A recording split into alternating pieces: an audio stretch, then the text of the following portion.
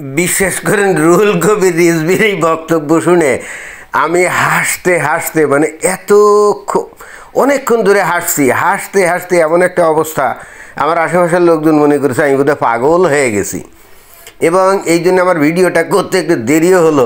মানে রুহুল কবির রিজভী যে এই ধরনের কথাবার্তা বলবে অবশেষে, এটা আমি কল্পনাই করতে পারি নাই। তবে খেলা কিন্তু বাংলাদেশে শুরু হয়ে গেছে অলরেডি, একেবারে দুর্দান্ত খেলা। এই না হলে বাংলাদেশ এইবার দেখা যাবে ঘটনা কোথাকার মানে কোথায় গিয়ে দাঁড়ায়। ভাই আমি কিন্তু এখনও বক্তব্য দিতে পারছি না, এখনও আমার হাসি আসতেছে। দেখেন কেন হাসি আসতেছে। রুহুল কবির রিজভী কি বলে যে বিএনপির একজন নেতা, তাই না? খুর পার্টি এবং পায়ের রক কাটা পার্টি, এরা কারা এদেরকে জনগণ জানে না। দেয়ালে যখন পিঠ থেকে গেছে তখন এই রুহুল কবির রিজভী মানে বিএনপি নেতারা আবিষ্কার করছে জামাত ইসলাম হলো খুর পার্টি আর রক কাটা পার্টি, বুঝছেন? দীর্ঘদিন ধরে এরা কিন্তু মানে লিয়াজও করেছিল, একসাথে আন্দোলন করতো, জোট করছিল না। তো এখন যখন এই বিএনপি দেখছে যে এই অন্তর্বর্তীকালীন সরকারের সাথে ডুগডুগি বাজাচ্ছে এই জামায়াত, এবং এই ইলেকশন দেরি করে তারপরে কি তারা তাদের স্বার্থ হাসিল করার ধান্দা আছে, অর্থাৎ মানে শর্টকাট হইতে ক্ষমতায় যাওয়ার ধান্দা করেছে, তখন কিন্তু বিএনপির এখন ধৈর্য কিন্তু শেষ। এখন আসল খবর কিন্তু প্রচার করে দিচ্ছে যে এই জামাত আসলে কে, খুর পার্টি আর কি রক কাটা পার্টি। ভাই এখনও সরি মানে আমার এত হাসি আসতেছে আমি থামাতে পারতেছি না। মানে এইরকম সহজ সরল স্বীকারোক্তি এইটা এদের কাছ থেকে অতীতে কখনো আমরা কিন্তু পাইনি। এবং এটা কিন্তু বাংলাদেশের রাজনীতিবিদদের চরিত্রও কিন্তু প্রকাশ পায়, তাই না? সব সম্ভবের দেশ এই বাংলাদেশ। ভাই এই দূর বিদেশে বসে আমার কিন্তু সত্যিকার অর্থেই বাংলাদেশের প্রতি মায়া লাগতেছে এখন, যে এ কোন দেশে আসলে জন্মাইলাম, এ কোন দেশে আসলে কী ধরনের পাবলিকের আর কী ধরনের নেতা। এই জামায়াত ইসলাম ছিল কত ভালো দল এই বিএনপির সাথে, তাই না? বিএনপির কাছে আওয়ামী লীগ কিন্তু বারবার এই জামায়াত ইসলামকে আউট করার চেষ্টা করতো এই বিএনপিকে, যে তোমরা ওই স্বাধীনতা বিরোধী ওই দলকে ত্যাগ করো, ত্যাগ করে তোমরা স্বাধীনভাবে চলো, তাহলে আমরা নিরপেক্ষ ইলেকশন দেবো, ইলেকশনে আসো, করো, ইটস ওকে। কিন্তু এই বিএনপি কখনো সেই কাজটা করে নাই। আর এখন যখন দেখে যে অন্তর্বর্তীকালীন সরকার নানা কায়দায় ইলেকশন বিলম্বিত করছে এবং সেই সুযোগ নিয়ে এই জামায়াত ইসলাম ডাইরেক্টলি ক্ষমতায় চলে যেতে চাচ্ছে বিএনপিকে সাইড করে, তখন এই বিএনপির নেতারা কিন্তু সমর্থি ধারণ করছে এবং আসল সত্য কথাগুলো এবার বলা শুরু করছে। তা ভাই রুহুল কবির রিজভী, এতদিন আপনারা এদের সাথে কেন একসাথে চলছেন? আপনারা যদি জানেনই যে এরা খুর পার্টি রক কাটা পার্টি, তাহলে এদের সাথে আপনারা একদিন কীভাবে চললেন? এই প্রশ্নটা হলো আমার, বুঝছেন? আপনারা তো আসলে পলিটিক্যালি মারাত্মক ভুল করেন। এতদিনই তো আপনাদের বোঝা উচিত ছিল যে এই দলটার সাথে থেকে অন্তত আর যে বাংলাদেশে সুবিধা করা যাবে না। আজকে 15-16 বছর ধরে যে আপনারা ক্ষমতার বাইরে, তার কারণে তো কিন্তু এইটাই। সেই কাহিনী যে আজকে স্বৈরাচারী হয়েছে বা আপনাদের ভাষায় ফ্যাসিস্ট, তারও কারণ কিন্তু এইটা। আপনারা যদি অনেক আগেই নিজেরা নিজেদের অস্তিত্ব অনুযায়ী রাজনীতি করতেন, স্বাধীনতা বিরোধীদেরকে যদি আপনারা সাথে না নিতেন, তাহলে তো আজকে সে কাহিনী কিন্তু স্বৈরাচারীও হতো না, ফ্যাসিস্টও হতো না। এটা কি আপনারা এখনও বোঝেন নাই? আপনারাই তো সে কাহিনীকে স্বৈরাচারী এবং ফ্যাসিস্ট হতে বাধ্য করছেন। এটা কি আপনারা এখন বোঝেন নাকি বোঝেন না? এবং বিএনপির নেতাকর্মীরা কি বোঝে নাকি বোঝে না? এখন যখন দেখতেছেন যে আপনাদের পায়ের তলা থেকে মাটি সরে যাচ্ছে, ক্ষমতায় যাওয়ার রাস্তা একেবারে প্রতিবন্ধকতায় একেবারে বিশাল হিমালয় পর্বতসমূহ হয়ে যাচ্ছে, তখন এইবার আসল খবর বলে দিচ্ছেন, আসল সত্য প্রকাশ করে দিচ্ছেন, তাই না? তো এতদিন কোথায় ছিলেন ভাইজানেরা? কারা পায়ের রক কাটে তাদেরকে তো জনগণ ঠিকই জানে। কিন্তু ভাইজান আপনারা তো জানতেন না এতদিন। আপনারা বললেন যে, আপনি বললেন জনগণ জানে, আপনারা তো জানতেন না, নাকি জেনেও না জানার ভান করতেন? তো এইটা তো জনগণ এখন জেনে গেল যে আপনারা আসলে কাদের সাথে আপনারা সখ্যতা করছিলেন। তো এটাও তো আপনাদের জন্য ভালো হলো না। এইটা বোঝার ক্ষমতাও তো আপনার থাকা দরকার। সৎসঙ্গে স্বর্গবাস, অসৎসঙ্গে সর্বনাশ। তো এখন আপনি বলছেন জামায়াত এরা রক কাটতো, তারপরে এরা এখনও কাটে, এটাই আপনার বক্তব্য। তারপরে এরা খুর পার্টি, খুর চালায়, তাই না? তো এইটা আপনি বলছেন জনগণ জানে। তো জনগণ জানে ভালো কথা, বাট আপনারাও তো, আপনারা কি তাহলে একদিন জানতেন না নাকি? আর যদি জেনে থাকেন তাহলে এতদিন তাদের সাথে আপনারা জোটবদ্ধ হয়েছিলেন কী কারণে? এটা তো আমার মাথায় ঢোকে না।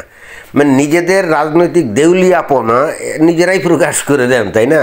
কিন্তু বুঝেন না সেটা। জামাতকে নিয়ে বিএনপির যুগ্ম মহাসচিব রুহুল কবির রিজভীর এই মন্তব্য সামাজিক যোগাযোগ মাধ্যমে রীতিমতো ভাইরাল। এই বক্তব্য যদি ভাইরাল না হয় তাহলে কোন বক্তব্য ভাইরাল হবে? এটা তো ভাইরাল হতেই হবে। এবং আমার মনে হয় যে বিগত কয়েক দশকের মধ্যে এত দুর্দান্ত এবং এত মানে ইন্টারেস্টিং খবর আর বাংলাদেশে অন্তত আর হয় নাই। কিন্তু আমার প্রশ্ন হলেও জনাব রিজভী সাহেব, আপনি এখন বললেন জামাত ইসলাম রক কাটে, খুর নিয়ে তারপরে খুর মারে আর কি, এটাই আপনার বক্তব্য, রাইট? তো এই ধরনের একটা দলের সাথে এতদিন সখ্যতা করে আবার এদেরকেই গ্লোরিফাই করতেন যে এরা খুবই ভালো একটা রাজনৈতিক দল। এই এই এই মিথ্যা কথাগুলো এতদিন জনগণের সামনে কেন বলতেন? এখন জনগণ যখন আপনাদের মুখ থেকে যে উল্টাপাল্টা কথাবার্তা শুনছে, এই যে জামাতের বিরুদ্ধে বিষোদ্গার শুনছে, তখন দেশের জনগণ আপনাদেরকে কি মনে করবে? আপনাদেরকে মনে করবে না যে আপনারা তাহলে খুর পার্টির সাথে, তারপরে রক কাটা পার্টির সাথে এতদিন ছিলেন? মানে আপনাদের ভাষ্য অনুযায়ী, তাই না? তো তাহলে এখান থেকেও তো আপনাদের রাজনৈতিক কোনো গেইন হচ্ছে তা তো আমার কাছে মনে হয় না। লোকজন চিন্তা করবে যে আপনারা তাহলে একদিন খুনি সন্ত্রাসী একটা গোষ্ঠীর সাথে তাহলে আপনারা এতদিন যোগসাজশ করেছিলেন, সখ্যতা করেছিলেন। আপনাদের ভাষ্য অনুযায়ী, যেহেতু আপনি বললেন যে জামাত ইসলাম কি রক কাটে, তারপরে কি খুর নিয়ে মানুষের উপর আক্রমণ করে, তাহলে আপনারা এতদিন তাদের সাথেই ছিলেন, তাহলে আপনারা আসলে কি জিনিস এটা তো দেশের মানুষের বোঝার কথা নাকি? খুব ঘোলা পানিতে মাছ শিকার করার চেষ্টা করছে।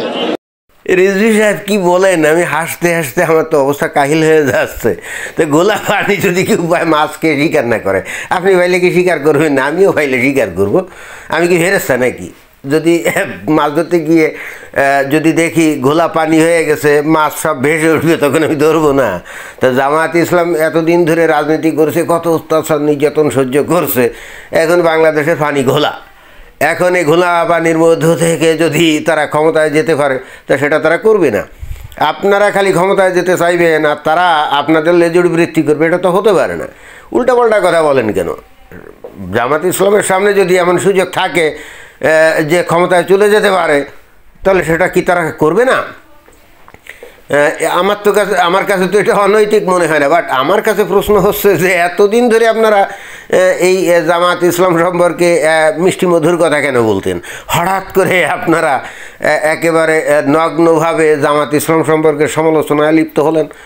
এইটা তো বন্ধুর সাথে বিট্টে করার সামিল। আপনারা তো মির্জাফরের ভূমিকা অবতীর্ণ হলেন, এটা তো ঠিক না।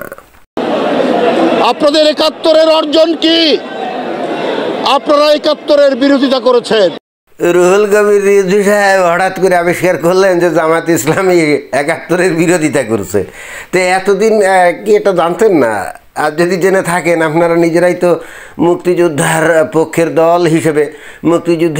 দল হিসেবে বাংলাদেশে জাহির করতেন। তো মুক্তিযুদ্ধের দল যদি হয়েই থাকবেন, তাহলে ৭১ সালে যারা নাকি রাজাকার ছিল, আলবদর ছিল, মুক্তিযুদ্ধের বিরোধিতা করছে, পাকিস্তানিদের পক্ষে গিয়ে তারা ৩০ লক্ষ মানুষ হত্যা করায় সহযোগিতা করছে, ২ লক্ষ মা বোনের ইজ্জত লুণ্ঠনে সহযোগিতা করেছে, তো তাদের সাথে আপনারা এতদিন ধরে কিভাবে জোটবদ্ধ হয়ে রাজনীতি করছেন? এখন জনগণ তো আপনাদের কাছে প্রশ্ন করতে পারে যে আপনারা এতদিন তাহলে এদের সাথে ছিলেন কেন? এই সমস্ত উল্টাপাল্টা কথা বলেন। আমাদের বাংলাদেশের আসলে দুর্ভাগ্য যে এই সমস্ত লোকজনরাই বাংলাদেশে রাজত্ব করে, এবং ঠিক এই কারণেই আজকে ৫ আগস্টের মতো ঘটনা ঘটছে। এবং আজকে এই যে অল্প বয়সে পোলাপান যারা নাকি সমন্বয়ক, তারা দেশব্যাপী তারা একেবারে সদম্ভে চলে বেড়াচ্ছে, তাই না?